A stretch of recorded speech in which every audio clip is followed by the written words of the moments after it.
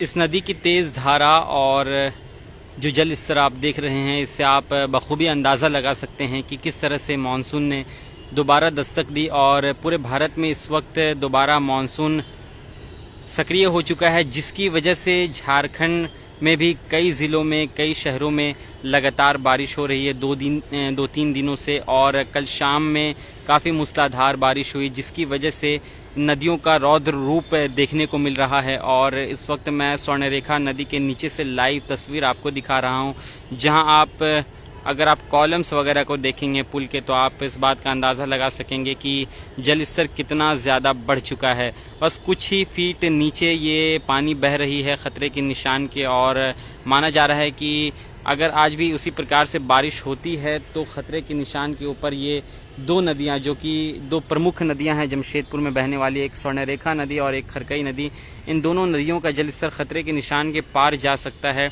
और अगर आप देखकर अंदाज़ा लगा पाएंगे तो ये एक रास्ता है जो आप छोटा पुल जैसे ही क्रॉस करते हैं, उसके बाद इस रास्ते से आप नीचे उतरते हैं नदी के नीचे, और इस रास्ते से होकर आगे एक और रास्ता निकलता है जो लाल बिल्डिंग के ठीक बगल में वो रास्ता है।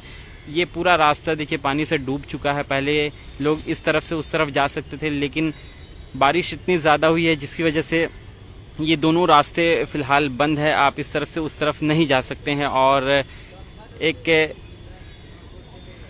आप देखकर इस बात का अंदाज़ा भी लगा सकते हैं कि इस बढ़े हुए जलस्तर के साथ जो तटीय इलाके हैं, जो निचले इलाके हैं, नदियों के सामने रहने वाले लोग हैं, बसने वाले लोग हैं, जिसमें शास्त्री नगर होता है और कदमा के कई सारे इलाके हैं, अरितपुर के कई सारे इलाके हैं, कपाली क्षेत्र के कई सारे इलाके हैं।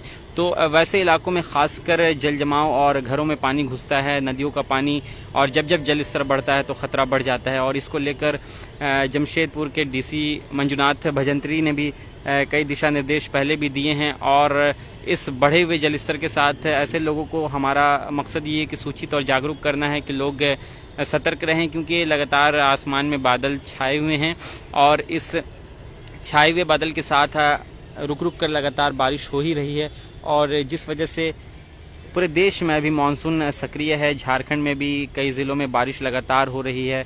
माना ये जा रहा है कि 7 से 8 तारीख तक इसी तरह से मौसम सक्रिय रहने वाला है, और इसी तरह से आपको नदियों का रौद्र रूप देखने को मिलेगा। और स्वर्णरेखा नदी मानगो पुल के नीचे से ये लाइव तस्वीर मैं भी आपको दिखा रहा हूँ, जहाँ आप जलस्तर देख सकते हैं। जो आम दिनों में सूखी हुई नदियाँ पाई जाती है, नदियों के अंदर आपको चट्टानें और रेतीली बालू नज़र आएंगी, आज फ़िलहाल उस तरह की तस्वीर बिल्कुल भी नहीं, और हर तरफ बस पानी ही पानी आपको देखने को मिलेगी। हालांकि कल 4 बजे 3 बजे 4 बजे तक इतना जलस्तर नदी का नहीं था, और नदी में लोग आसानी से उतर रहे थे, इस तरफ से उस तरफ लोग जा रहे थे। ये एक रास्ता है, तो दोनों रास्ते से होकर लोग इस तरफ से उस तरफ निकल रहे थे। लेकिन आज काफ़ी ज़्यादा पानी बढ़ा है, क्योंकि कई जगहों के फाटक और डैम खोले गए हैं, जिस वजह से ये जलस्तर बढ़ा है। और इस जलस्तर के बढ़ने की और आशंका और उम्मीद जताई जा रही है, क्योंकि लगातार कई जगहों पर, कई ज़िलों में रुक रुक कर बारिश हो ही रही है। तो इस वजह से माना जा रहा है कि खतरे के निशान के ऊपर ये दोनों प्रमुख नदियाँ आगे जाकर बह सकती है। फ़िलहाल आप स्वर्णरेखा नदी को देखिए, और अगर आप यहाँ से देखेंगे तो ये एक छोटा पुल मैं आपको दिखा रहा हूँ। छोटे पुल के तमाम कॉलम्स है, अगर आप उस पर नज़र डालेंगे, निगाह डालेंगे, तो आप देख सकते हैं कि कहाँ तक पानी पहुँचा हुआ है। और अभी हम लोगों ने जाकर इसका मीटर भी देखा है कि कितने मीटर पर फ़िलहाल पानी बह रहा है और ख़तरे के निशान के कितने नीचे। तो देखा ये गया कि कुछ ही फीट नीचे बस ख़तरे के निशान के ये स्वर्णरेखा नदी बह रही है, और आगे इस नदी के ख़तरे के निशान के ऊपर बहने की आशंका है, क्योंकि लगातार बारिश रुक रुक कर कई ज़िलों में हो रही है।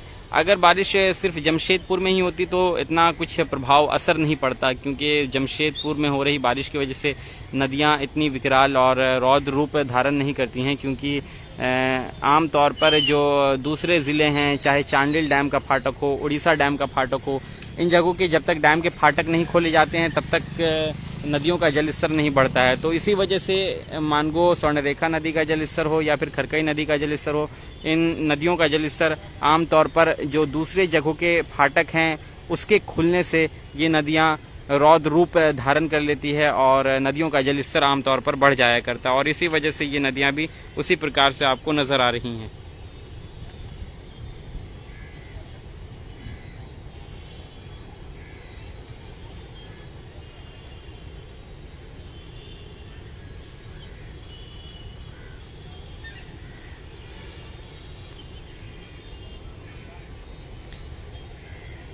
सानू जी, आपको भी फ़िश पकड़ना है तो आप भी आइए आराम से। यहाँ बहुत सारे लोग मछली और फ़िश पकड़ने वाले लोग हैं, यहाँ नज़र आ रहे होंगे आपको।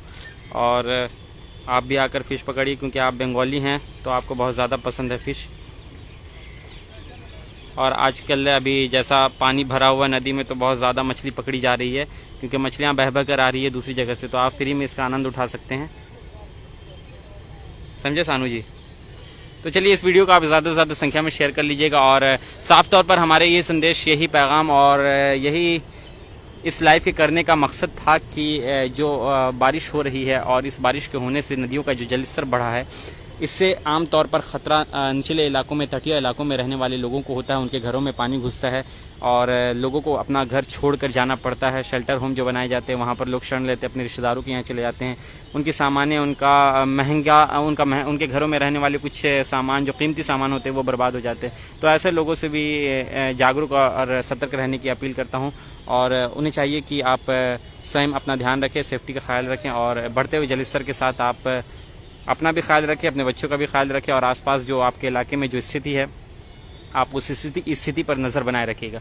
तो हम चलिए आपसे मिलेंगे किसी और नए लाइव टॉपिक और लाइव मुद्दों के साथ। तब तक के लिए आप देखते रहें आज़ाद रिपोर्टर जमशेदपुर।